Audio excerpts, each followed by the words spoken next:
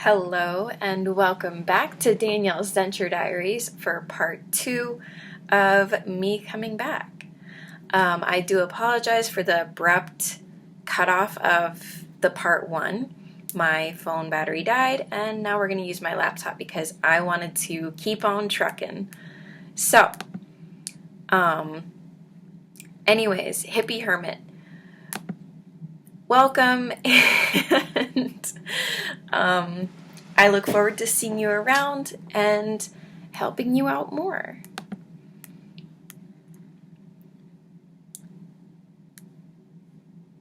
And then you explained this so well, by the way. Being young with dentures is weird for me too. Too young anyhow for them, in my opinion. People can be very shallow and it sucks. Really though,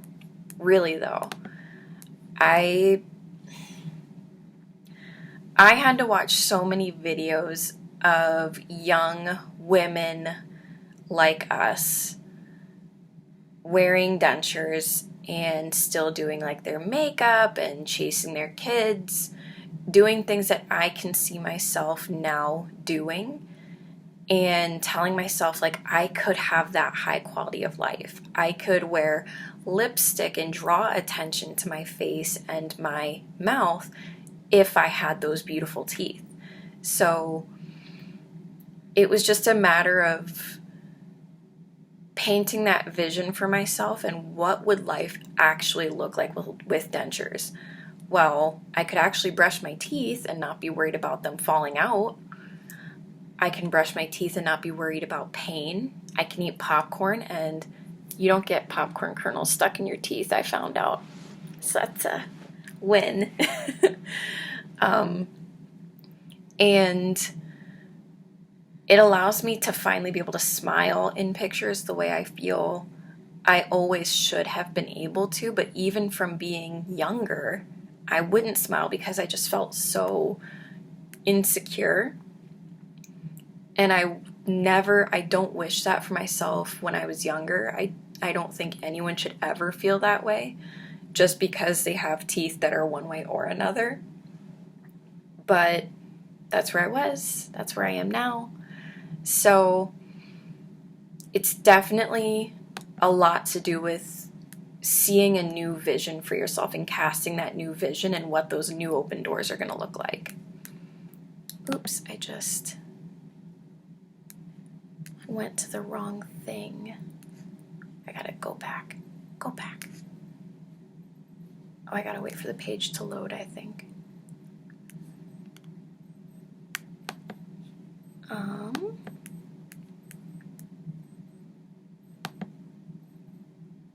Give me 1 second, guys. Oh, maybe that was it. Okay. So this one's from Cajun Carl. Can you still do the do? That's in my Denture Bloopers Super Poly Grip Powder demo. Can I still do the do? It doesn't change anything. I can still kiss. I can still, yeah. Unstoppable. Pretty sure that's a hashtag somewhere. Sir William, I've just recently found your channel and I want to say I'm so glad I did. My first wife was born, oh my gosh, me and my clicking. My first wife was born with an enamel deficiency, so I completely understand what you went through and how it made you feel. She too has since made a positive change in her life, but has had implants put in. But why I'm here is I've made the decision to have dentures. I've put it off long enough. I was scheduled last year to have it done and I backed out. I'm going in for my impressions in October. Did you do it yet? Did you already do it? Hopefully have the remainder of my teeth removed in November and have a new smile by December. It's just time. I started with one of your more recent videos, so now I'm just going back to the beginning. Sorry for the long story, just want to say thank you. Please don't ever apologize for writing me a long comment. Please don't. I make long-winded videos, as you can see, so the fact that you have the patience to sit and listen to me ramble or talk, it's same vice versa. I am just happy to see that you're here, first of all, so welcome.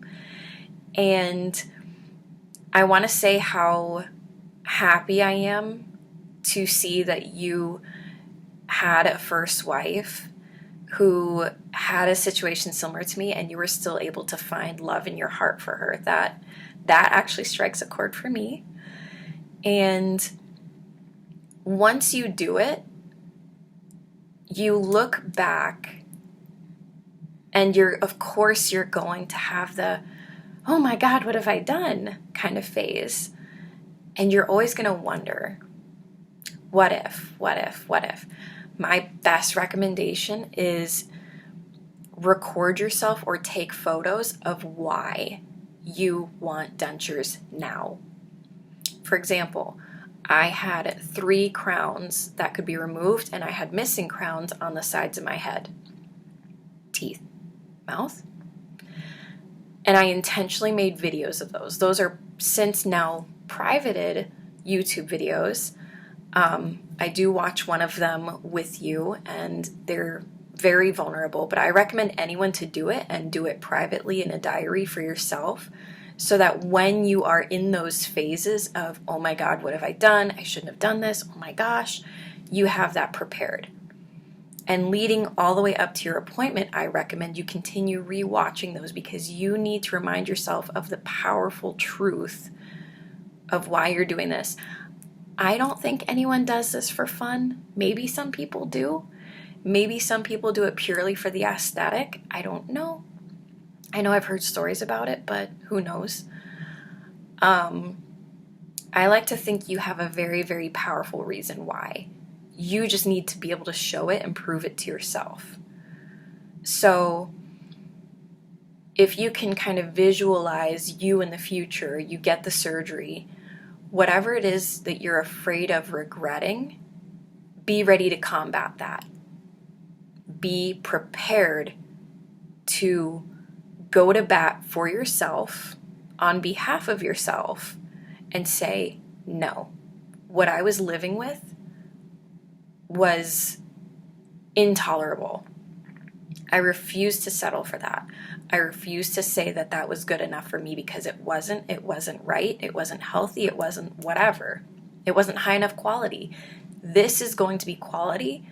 This is going to be what I deserve, and I'm going to make sure of it by practicing eating, practicing talking, whatever it is you have to do. And also consider investing in a small, nice lamp to put in your bathroom for when you're doing your denture and oral care, because it's softer lighting, it's a little more relaxing and calm, and that kind of lighting is a lot more forgiving. People don't really want to see what they look like without their teeth or as they're healing and all this other stuff. It's not the prettiest thing ever. Having that, honestly, took a lot of pressure off my chest, is when I was able to walk into the bathroom with a dim light, do what I needed to do, and get out. And then aftercare eating, that's the saddest part for me, is not being able to taste any food and chewing or chewing, period. Just impossible. Connie, it's not impossible. I promise you it's not impossible. And the way you taste food is definitely different. It's going to be different, but you get accustomed to it. I love the taste of McDonald's cheeseburgers and French fries to this day. It was a godsend when I first got my surgery done, because the burgers are soft yet satisfying, because you just ate a cheeseburger. So it's definitely possible, I promise. It just takes practice. It's going to take patience. The biggest thing is practice eating when you're not hungry. That's going to help you with the chewing. If you're hungry, eat something that you can swallow whole as a plan B. And then as far as tasting, like I said, it's definitely different than what it once was. And maybe if you have some foods that are really your favorites, I personally really like different snack cakes, and I'll eat those without my dentures because I don't want to use my dentures to eat that. I want to savor it. I want to enjoy it. Or ice cream too sometimes. But that's just something you kind of navigate with your own lifestyle and whatever that food of choice is for you.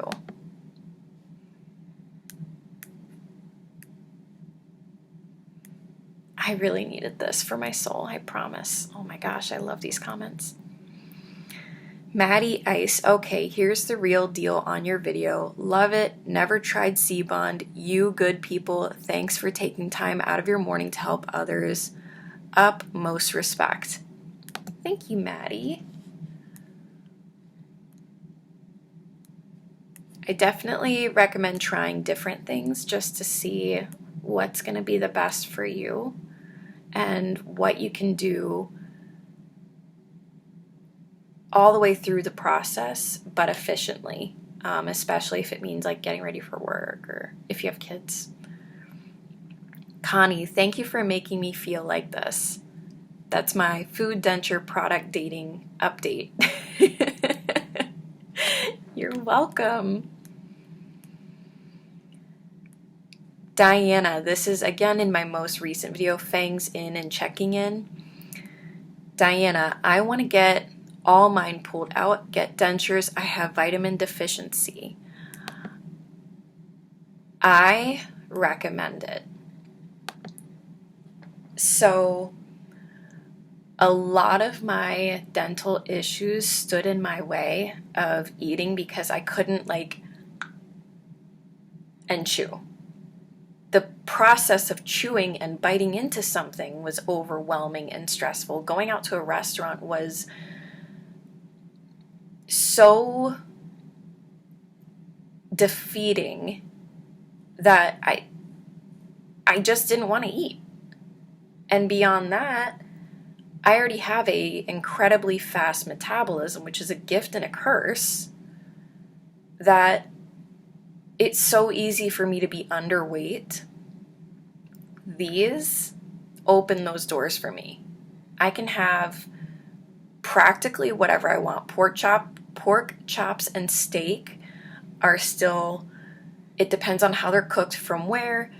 And honestly, sometimes I just don't even bother with them because they're just too annoying. But sometimes a good rare, medium rare steak is perfect. But it definitely helped me. So if it's relevant to you, I absolutely recommend it. By the way, I love that your name is Diana. I immediately think of Wonder Woman. Immediately. Leah Juju, I am watching every video. You're beautiful. Thank you for all this information. It's helping me so much with my journey. So that's the amazing and the not as amazing of having dentures. You are absolutely welcome. And if there's anything I don't cover, please don't hesitate to comment and let me know. Massimo Masati, you are pretty toothless, so sweet.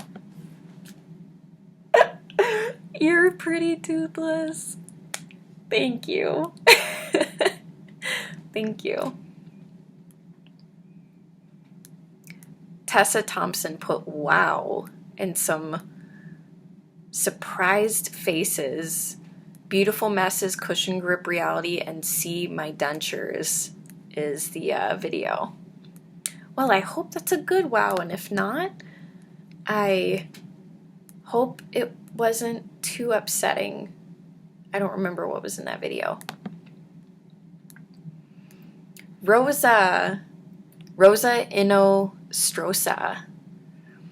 Inostrosa? Funny, I saw this vlog today. I guess we have things in common with our denture experiences. This is for my, again, most recent video.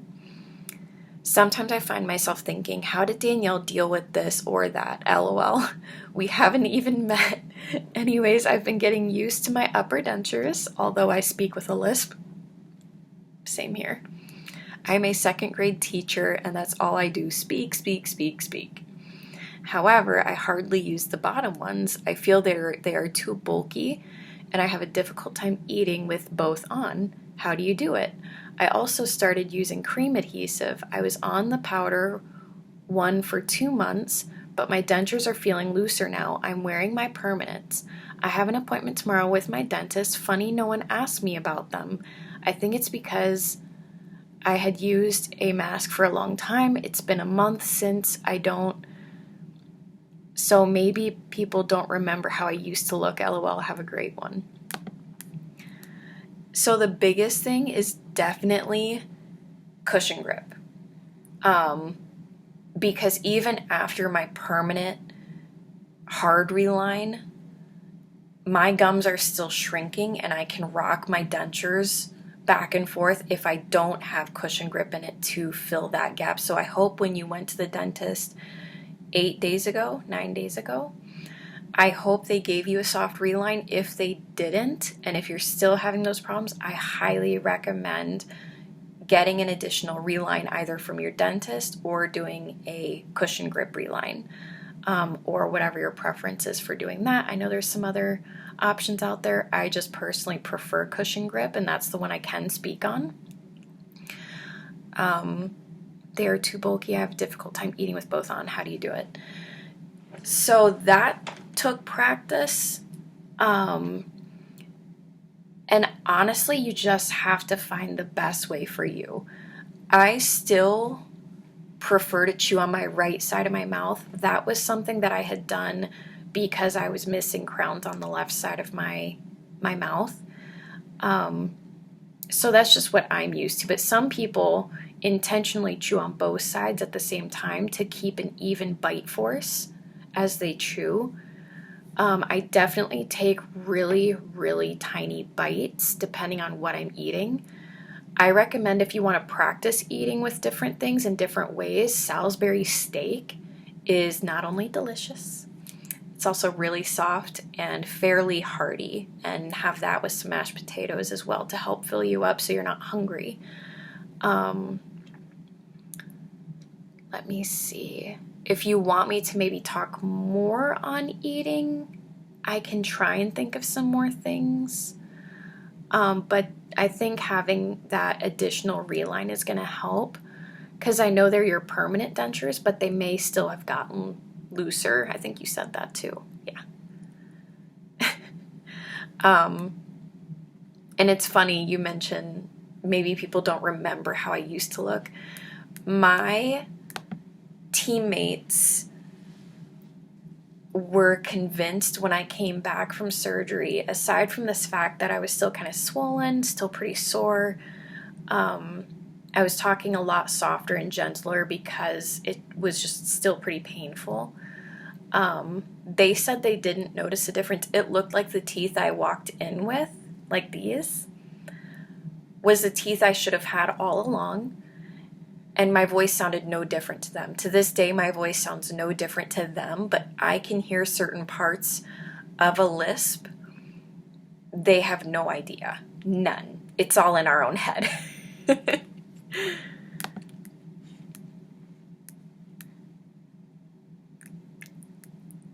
I'm new to dentures and just tried the C-Bond strip on my bottom denture, hoping I'll be able to eat with my bottom denture in. Otherwise, I eat with just my top right now because I can't seem to eat with both in. Any tips on eating would be greatly appreciated. Deanna Flores. Yeah, so just like what I said with Rosa's comment, having cushion grip or something to fill those gaps is going to be the most beneficial. C-Bond is great for filling a gap and being softer, but it's not the best for adhesive. If you want something that's pretty intensely snug to your jaw, cushion grip is great. If you haven't gotten a reline yet from your dentist since you've had your surgery, I don't know when you got yours, but I absolutely recommend that you call your dentist office and just say, hey, I had my surgery X day or year. When can I get it? When am I eligible for my first soft reline or my hard line, whatever it might be. But it's definitely going to be the biggest difference maker, and just, again, find what's going to work best for you. All right. And that's all the comments, I think. Let me see. I'm going to bounce around here for just a second. Bear with me.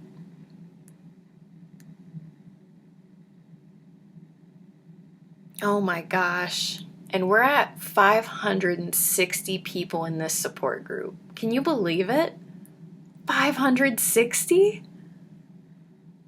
Oh my gosh. That is unreal.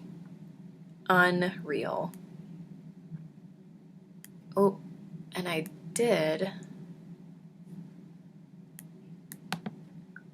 post part 1 to this video already,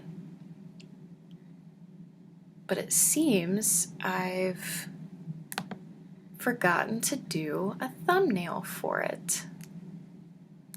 Oops.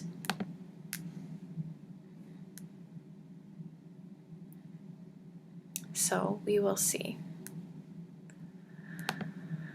All right.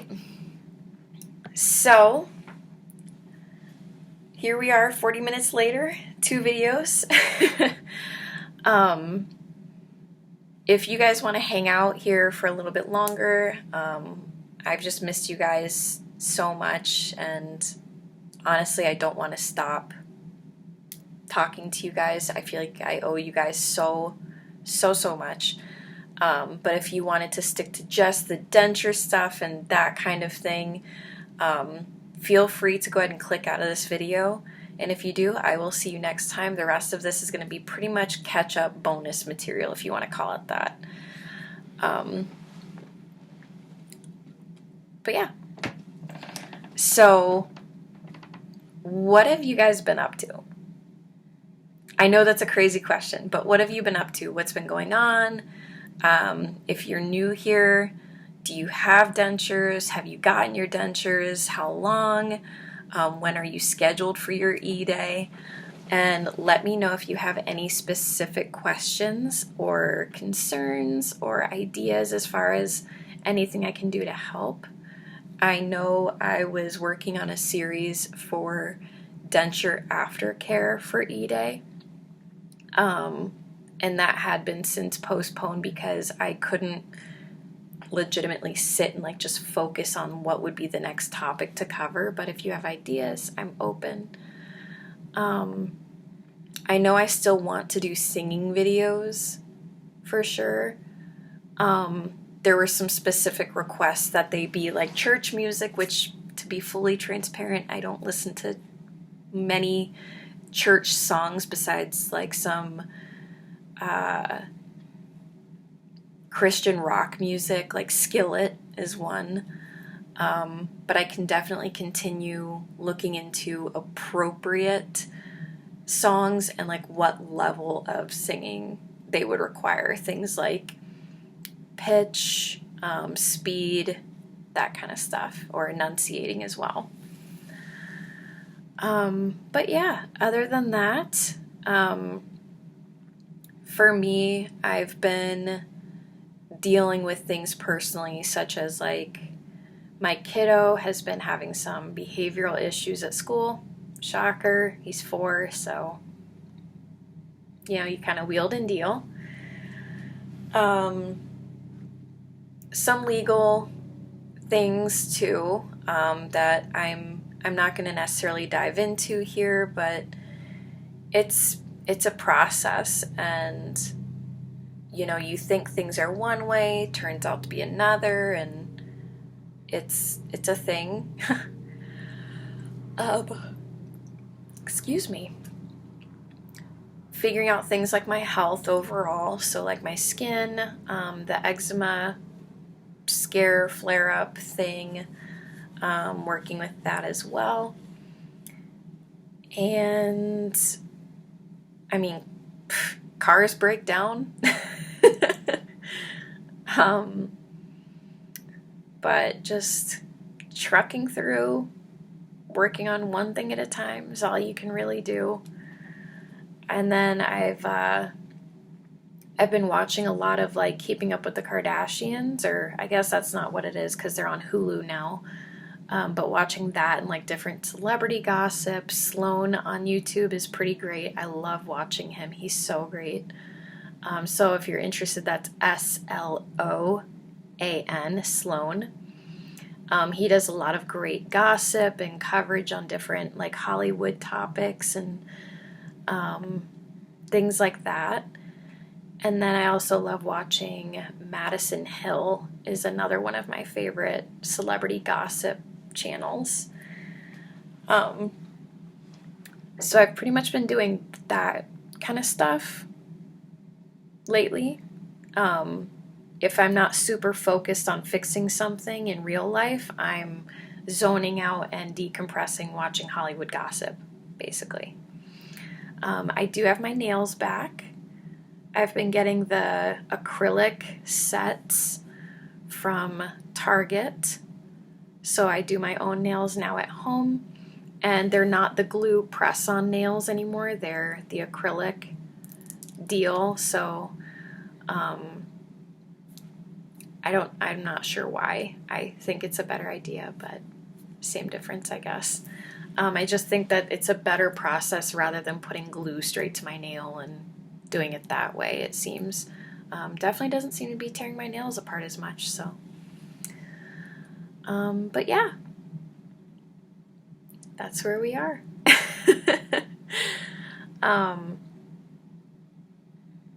Yeah.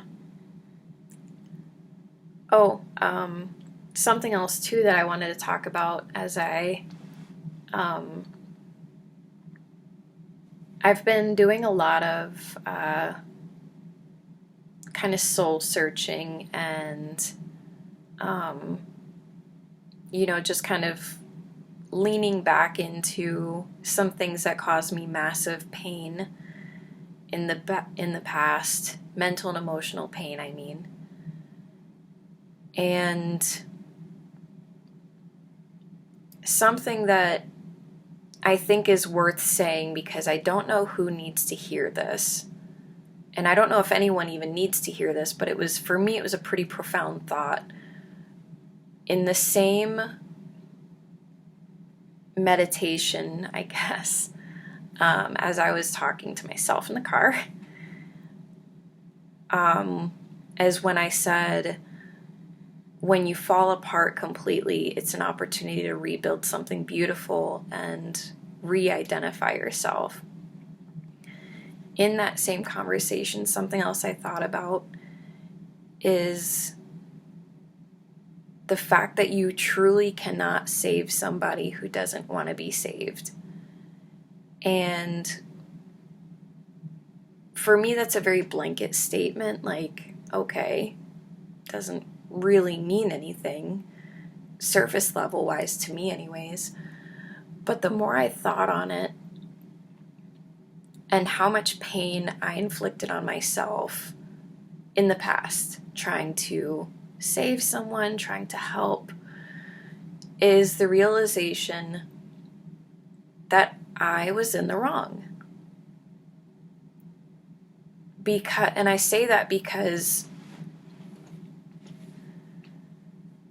when I wanted to save someone, it was from themselves, it was from certain habits and lifestyle choices that I perceived to be unhealthy and not well.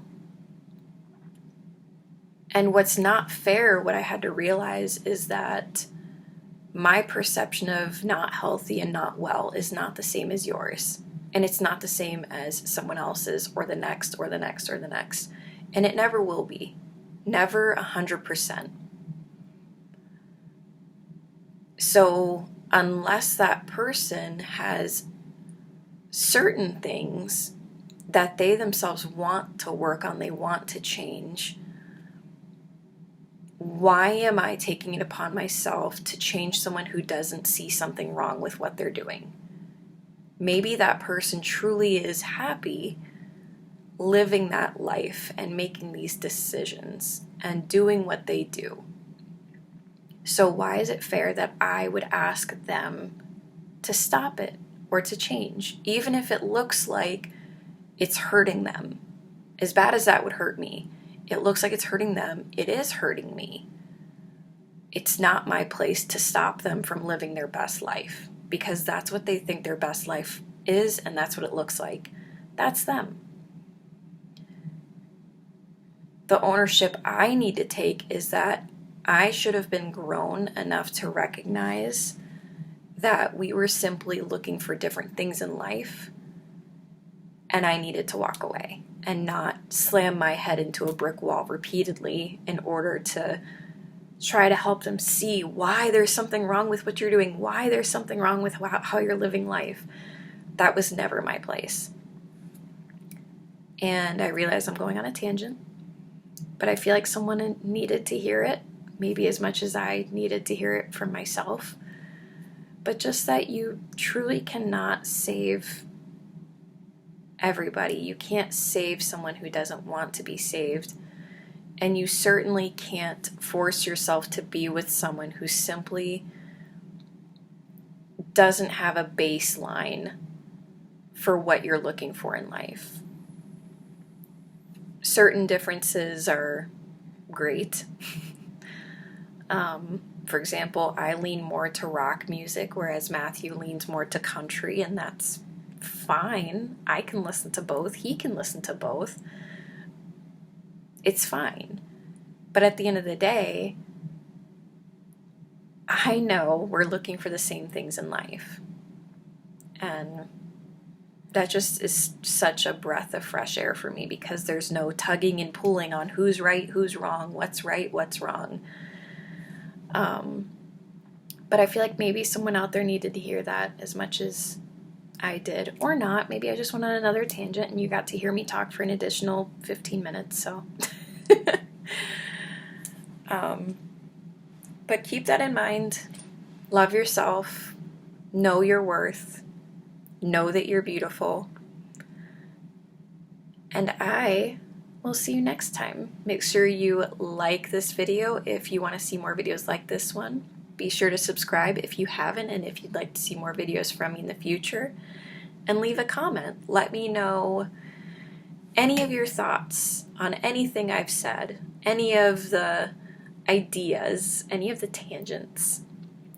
And if you would like to see videos where I interview my fiance on our dating life, and a video where I interview my teammate on my work aspect with getting dentures and everything, let me know, and let me know some questions that you think would be good ones to ask them. Bye, guys.